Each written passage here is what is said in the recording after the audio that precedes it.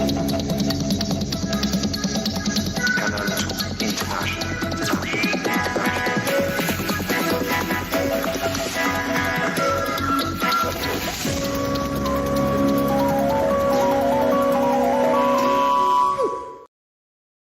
is a pleasure to be with you on the 6:15 news. I'm Kejang Henry at TMB Start. Sorry for the late start. It's about 2 minutes. Let's flag off with our headlines.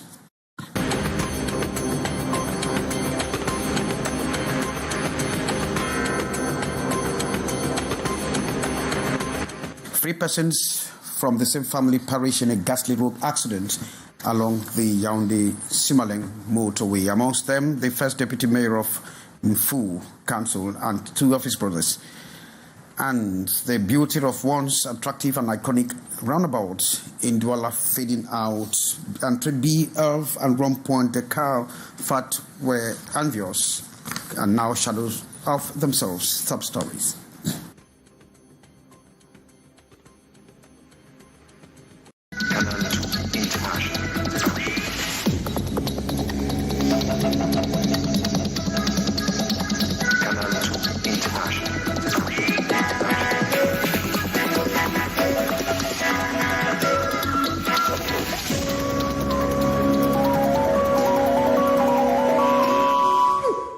We are reaching you from our headquarters in Yupe, Douala. Thanks and welcome to join me. Three persons from the same family have perished in a ghastly accident along the Yaoundé-Simaleng road axis.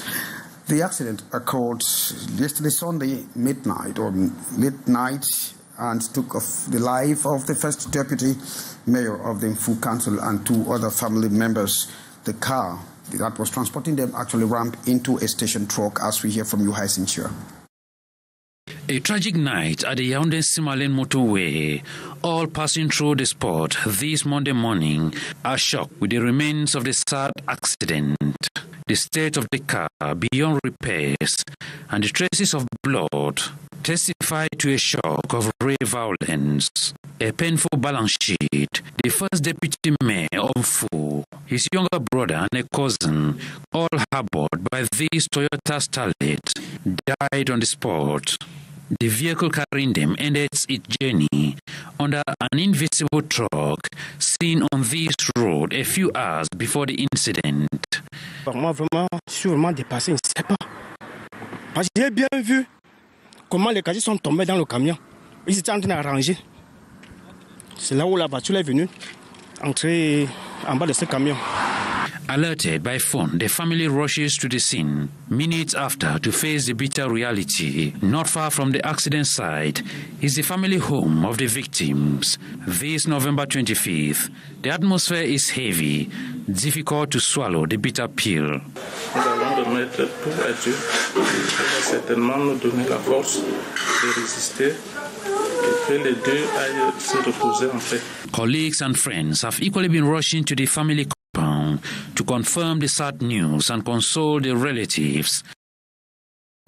Oh, very sad indeed. Thanks very much, Hyacinthia. Mayobalewa is a subdivision in the Damawa region of the country. This division, like most others, are facing a lot of challenges, especially as the people are struggling to grapple with the bad roads. Gladys Ambo takes us through that subdivision. Reaching Mayobalio in the Adamawa region of Cameroon is an arduous task. The roads are almost impracticable, that motorcycles and canoes are the only viable means of transport. Even these options are fraught with risk. We arrived in Mayobalio, but it took me 4 days on difficult roads to reach Ulude. There are no usable roads, not even small detours. Residents have voiced their frustrations, describing the community as being cut off from their divisional headquarters. They are calling for immediate government intervention to rehabilitate the roads, emphasizing that developments in Mayobalio cannot progress without adequate infrastructure. I brought my wife here for childbirth. She needed a cesarean and we left at 1 a.m., only arriving in Tineri at 10 a.m. for the operation. The poor road conditions cost lives. We lose people simply because they can't reach the hospital in time. We feel stranded. We are neither in Cameroon nor Nigeria, stuck in a situation we don't understand. We urge the state to help us escape this hardship. The situation is particularly distressing for those trying to reach Tignere town, where travel costs range from 10,000 to 12,000 francs CFA, an amount that few can afford. For farmers and headers, transporting their goods to the market is an even greater financial burden, with cost doubling when compared to personal travel. The state must prioritize maintaining National Road number 14. We face immense suffering, especially during evacuations, often witnessing patients die because we can't transport them. Even goods are unaffordable due to these challenges. Home to nearly 27,000 people, this area is grappling with an abysmal road condition that hinders its development. Meantime, the beauty of once attractive and envious iconic roundabouts in Cameroon's economic capital is fading out. And so the people are calling on the municipal authorities in charge of beautifying the city to make sure they bring back this one envious beauty. Sheriff Asale took a walk around Entrée B and, of course, the big Rond-Point Dakar, and now reports. Once celebrated for their aesthetic appeal, some roundabouts in the Douala 3 area have become a source of frustration for residents. Key roundabouts like Entrée B, Elf, and Rond-Point Dakar no longer shine as they once did, with visible neglect, leaving them in disrepair. Nous on croyait que devait être dans des situations bien normales, bien, mais on ne voit pas ça. The Elf roundabout, built over a decade ago, is now far from its former glory. What was once an attractive focal point of the community now appears run down and forgotten. This flyover has been constructed for over more than 10 years now, and the decoration on it was meant to be as an attraction site, but now it's a hub for grasses and garbage. What baffles is that it's between two municipal councils. Everything here is bad. Worse is during the rainy season, floods everywhere, and we are not even far from the festive period, and 2025 is near. Meanwhile, Rond-Point Dakar presents an even more pressing issue, a pothole at its center.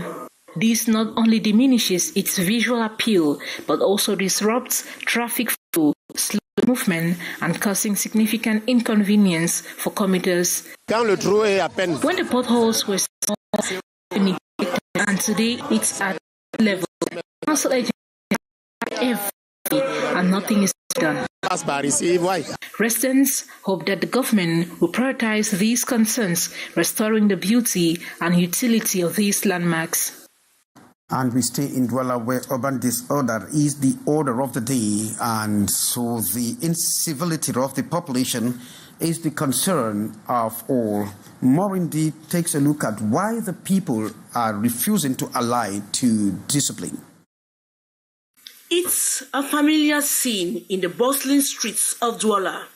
Over the weekend, the usual rhythm of treats was interrupted as municipal police launched a forceful operation to reclaim public spaces. Street vendors at the Chinese market space scattered in all directions as they tried to escape the officers' pursuit. The council and the police are chasing us away.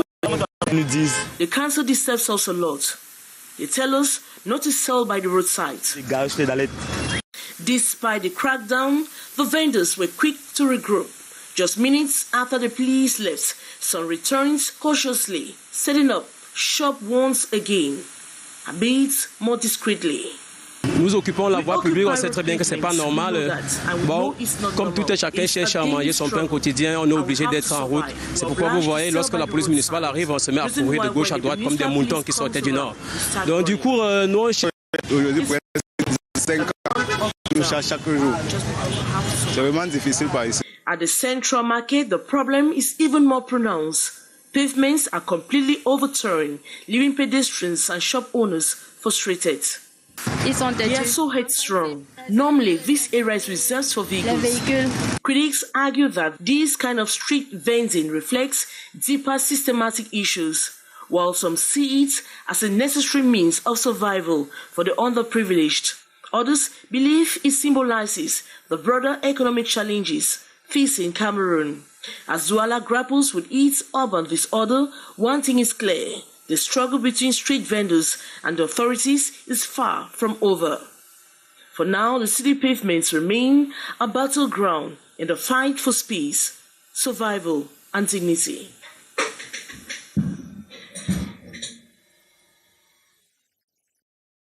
Well, thanks, Maureen T.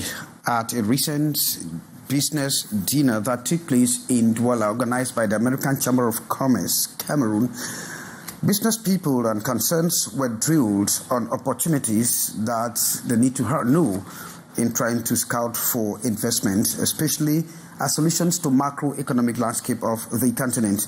This business dinner brought together top executives of multinationals and other corporations in the country. Of course, guest speaker was Givera Yao as the head of the United Nations or United States Chamber of Commerce in New York. Details in the following report.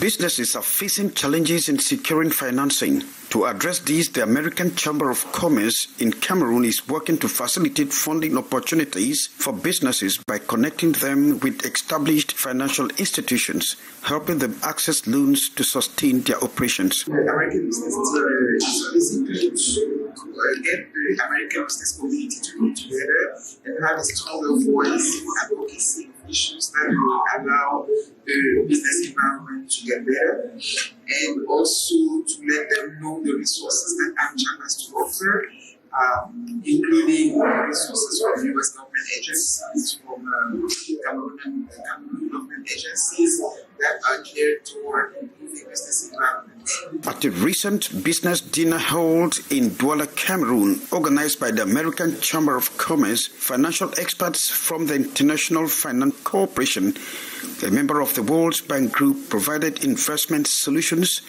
tailored to the macroeconomic landscape. IFC is organized by 4 industry groups, financial institutions industry group. We have the manufacturing and business and services industry group. We have the infrastructure group. We have the disruptive technology. So these groups actually have underlying strategies that determine how to develop different segments that they identify where we intervene.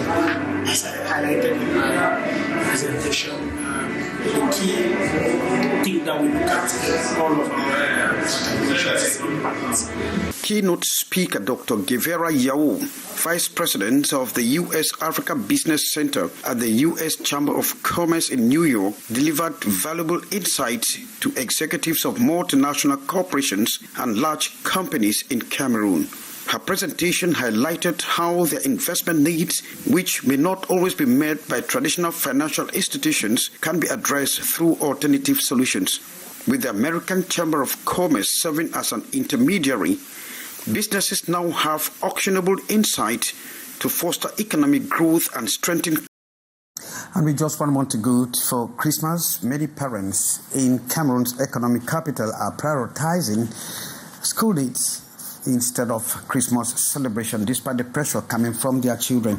And so many are struggling to grapple with the financial hardship and say they are just ready to prepare or prevent or provide what they can in this very challenging circumstance. Shelfa Saleh reports.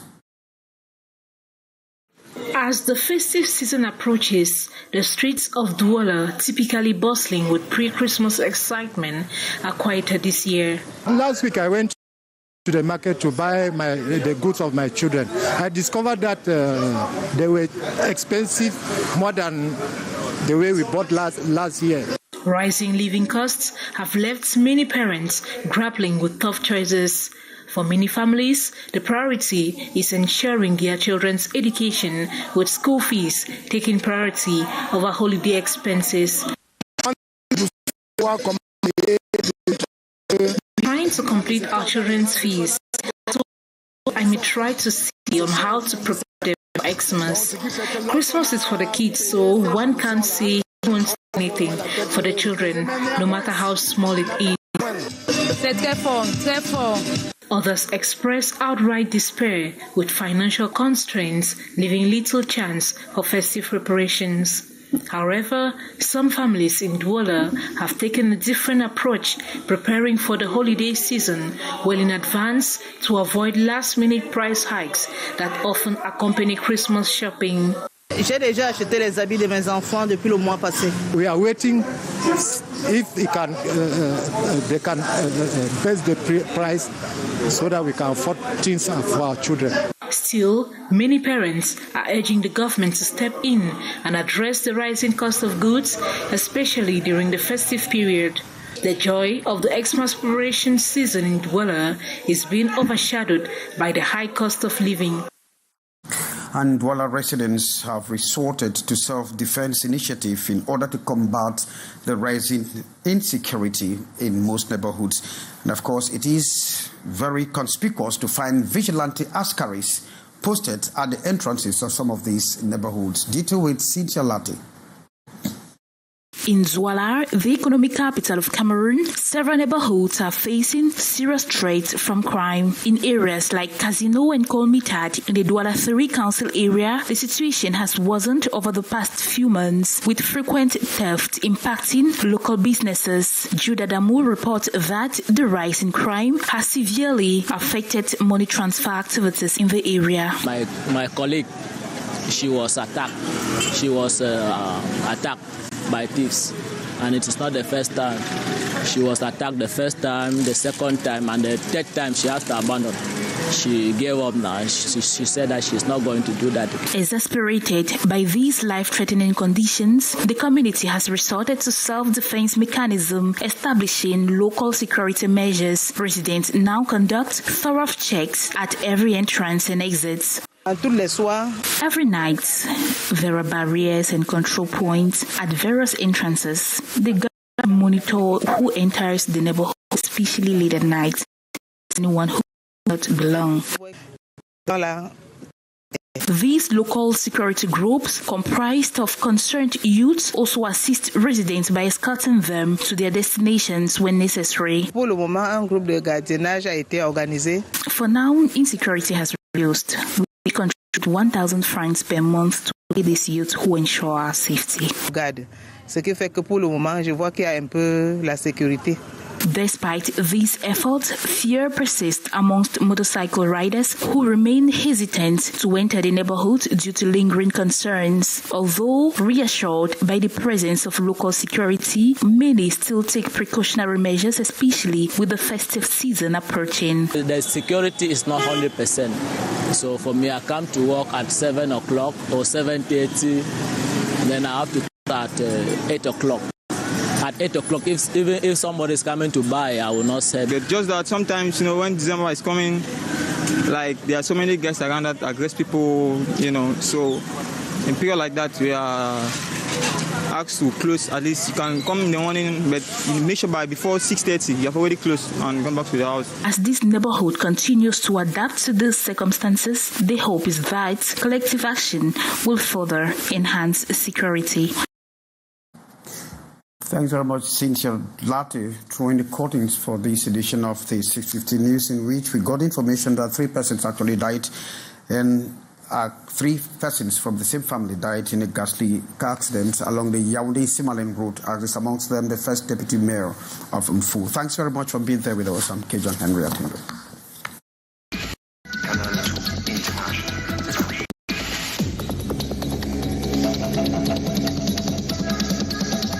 Canal International.